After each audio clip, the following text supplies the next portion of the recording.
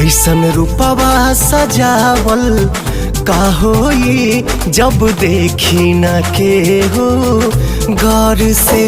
ऐसन रूपवा सजावल का होई जब देखी न के हो गौर से। जब देखल चाही तू करेलू नहीं, मन गुजरेला गजबे दौर से। तुहर कजरा लगावल का होई जब देखी न के हो गौर से। ऐसन रूपवा सजावल का होई जब देखी न के हो गौर से।